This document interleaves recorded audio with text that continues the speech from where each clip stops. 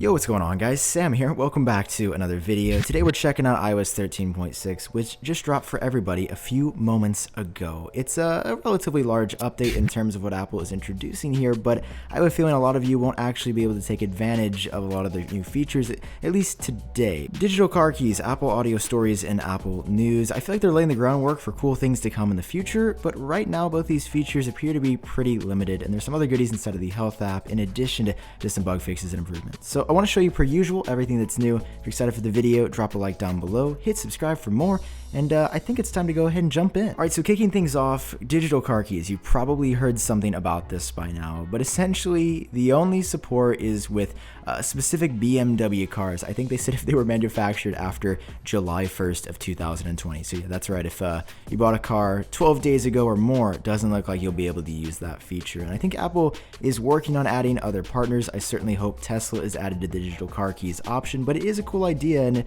essentially is supposed to work like this. So if you have a car that's compatible with Car Key, you can set it up basically like you'd set up a new credit card with Apple Pay. You can link it to your wallet, and it even works on your Apple Watch as well. So then you got your key in here, you can send it to other people through iMessage, which is actually pretty neat that you can just share your car with somebody, and you can even set up restrictions as well as Apple Notes right here. Like you give unlock and drive or restricted driving, because we've seen way too many videos of valets having a bit too much fun, perhaps with your new BMW. Now, if you're a Debbie Downer, you're out there saying, well, this is stupid because what if my phone dies and I can't actually get into my car? What am I, just not going to be able to drive home? Apple's got a really cool feature called Power Reserve for up to 5 hours after your entire battery dies, so your phone's completely dead. It can actually unlock your car by tapping still, which is honestly a pretty big deal. I'm happy that Apple thought through that, and it's actually in the works right now. There's also a passive unlock feature coming in the future where you could simply just keep your phone in your pocket near the car and it would unlock automatically as well. Right now, you basically have to tap it by the handle like you've seen in a lot of the promo images. So again, right now this feature is not going to be useful, but in a year or two when you buy a new car, maybe it is something that has car key support, just like it will have CarPlay support,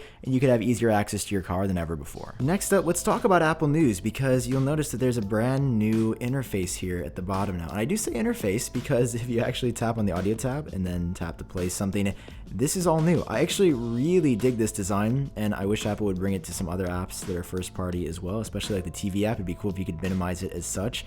And in iOS 13, you're getting this whole new look for Audio News Plus, because if you are a News Plus subscriber, you're getting access to all this stuff down below. Now, I'm not saying the News Plus numbers are all looking that great, but if you are one of the 3.5 people on planet Earth that are subscribed to News Plus, well, you're getting some cool exclusive audio stories, and this is actually cool. Like, I'm kind of memeing on News Plus right now, but this could actually, like, I'm kind of thinking about subscribing again because these could be really dope. It seems like quality content that Apple's curating here. But even if you're not a News Plus subscriber, everyone is getting access to free Apple News Today audio stories, which is super exciting. So anybody on their way to work can just hit play and listen to some news stuff that not only integrates with CarPlay if you have that on your vehicle, but you can listen to a 7-minute story. Also, I appreciate the iOS 14 references here. Like, you can tell when you tap on something to play it, they've got that blurred background.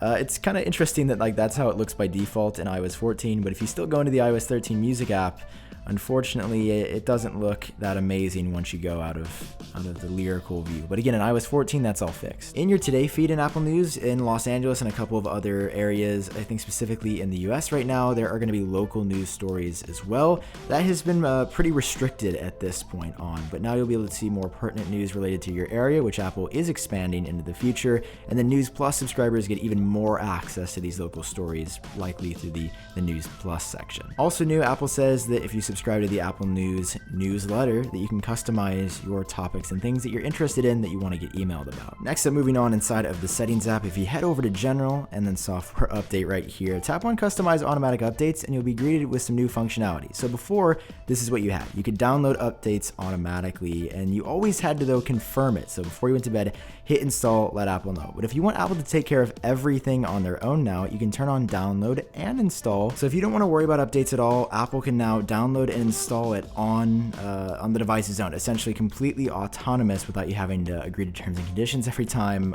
You're simply going to receive a notification before the updates are installed, which is pretty cool. So plug in, be connected to Wi-Fi, and you can get easier access to the updates you're probably going to install on your own. And Apple rounds out the update with a good number of bug fixes and other improvements that you may have been experiencing. So kicking things off with iCloud Drive, there was an issue that could cause some apps to be unresponsive whenever trying to pull data from there. So, if Ping Pong King is trying to sync with iCloud, it's going to be all good in the future. You're not going to end up losing that game that is just so important. Next up, an issue has been fixed where data roaming could appear to be disabled on an eSIM. So if you have an electronic SIM rather than a physical on your device, it might look disabled even though it's not, which could definitely cause some confusion, especially if you're a fine business person and you really rely on that eSIM for everyday access. And speaking of cellular, an issue has been fixed where some calls originating from Saskatchewan, Canada could appear as coming from the United States if you got a call. So now you're no longer going to be confused if you hear, "Hey, hello, what's going on, neighbor?" For Wi-Fi calling, there have been a couple of adjustments. For some reason, iPhone 6s and iPhone SE devices were having an issue registering to use Wi-Fi calling. I'm not going to say that's planned obsolescence, but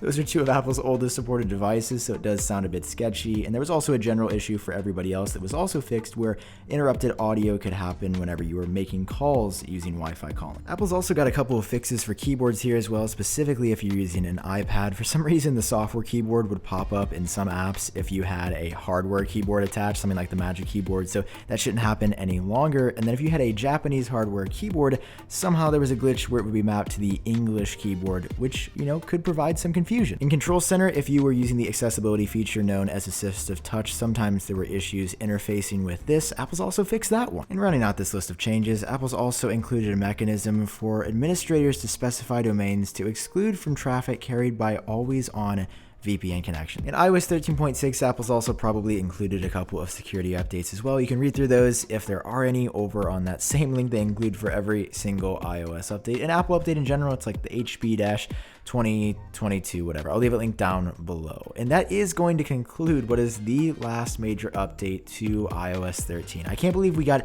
13.6. 13.5 was a surprise. This was even a larger one. Car keys, new stuff in Apple News, health features, easier updates inside of the settings app. It's all here in iOS 13.6, the last major update and potentially the last update to iOS 13 ever. So if you enjoyed the video, you learned something new, drop a like down below, hit subscribe for more, and that's all for this one, folks. Hope you enjoyed it, and I'll catch you all in my next video.